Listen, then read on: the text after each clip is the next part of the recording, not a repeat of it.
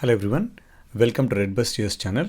In this video, we look at the latest policy guidance update that's been given by USCIS on deference policy and how they actually treat extensions. This actually has a very positive impact on about 123K H1B filings. So we look at that, why that happens, right?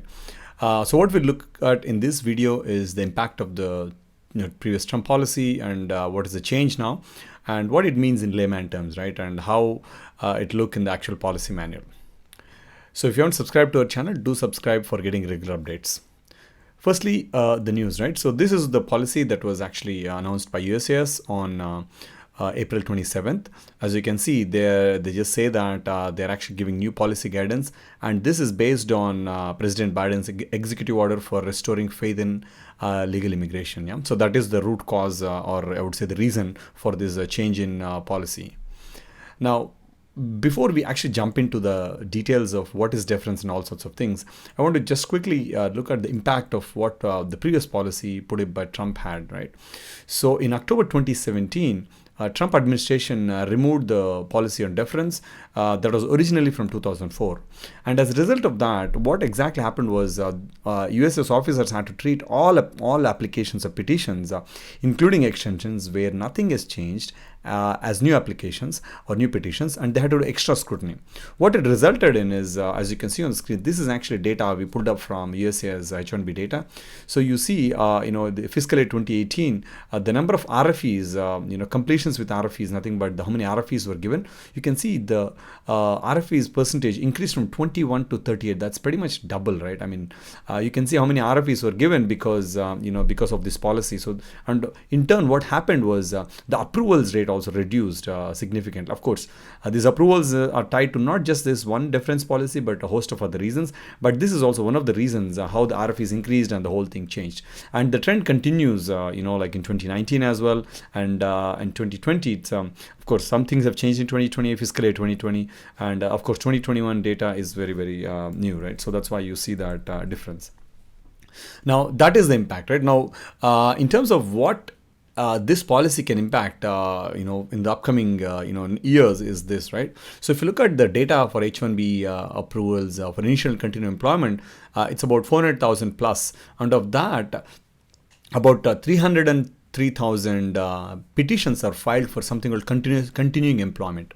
So what continuing employment means that anything that's filed for extensions or amendments or transfers, all of them, they fall under continuing employment. But what is the most interesting part is for us is not just continuing, it also has to be pure extensions where nothing has changed. So the breakdown of that further based on the USCIS data is that for extension of stay with the same employer and no change in previous approved employment, that's about 123,000 petitions. So this is how the number of 123 has come in. So all the changes that are going to be done now, or the new changes with the policy guidance, will have a direct impact on these 123K petitions. Yeah.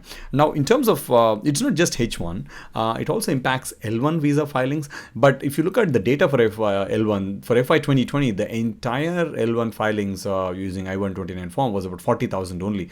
This included new and extensions. And if you segregate them, I mean, it's going to be less than 30. So we don't have an exact number, but it's not going to be significant in terms of L1. But nevertheless, they will also be, benefiting from this. Yeah? So this is the impact of the policy change.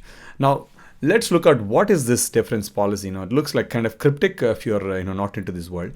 So in layman's terms, deference to prior determinations, it means that, so whenever an officer is making a decision on a petition, be it H1B or L1 petition, such extension application, in such extension application, if nothing has changed, meaning you are with the same employer and you're doing a similar job and not much has changed related to that, then the USCIS officer will need to give deference to the previous decision. Basically, USCIS officer need to defer to the decision given by previously. And this defer term can be slightly confusing, but defer, English means giving respect or all sorts of things, right? Or priority or things like that. But in context of immigration, it means that the previous approval decision given by the previous US officer will have to be considered and given more weightage. I'm just trying to translate it in layman terms. So basically, the current officer doesn't have to go through everything as if it was a new application. He can consider the decision and give more of that weightage, and then look at other facts and approve it. So it's like the overall burden on application is going to be reduced for the officer. Yeah, so that is what deference does.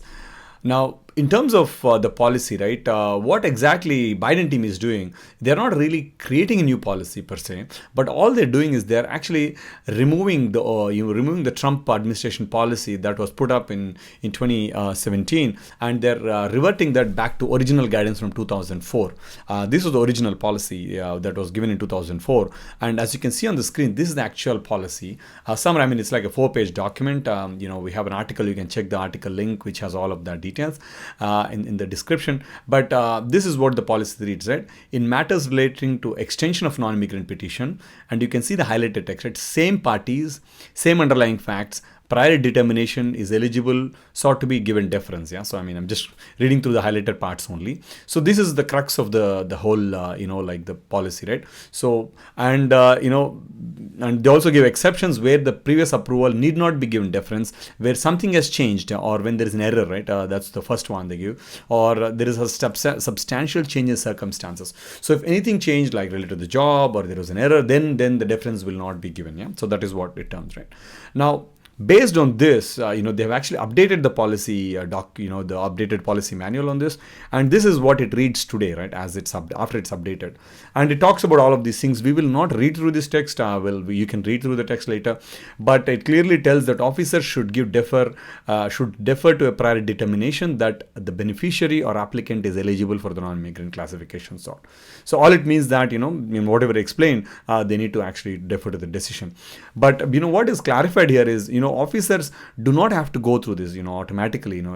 I mean, they can always question and they can ask for information, and there is some guidance that they've given on that, right? So this is what the additional guidance is. So if you want to deviate from previous proposals, or the officer should not defer in context where there was a material error involved. Material error is something, there was a fact that was missing, or something related to the petition, that there was an error that was done by the previous officer, then that could be, or there is a change in the requirements, or there is new information that is there, then they don't have to defer to that.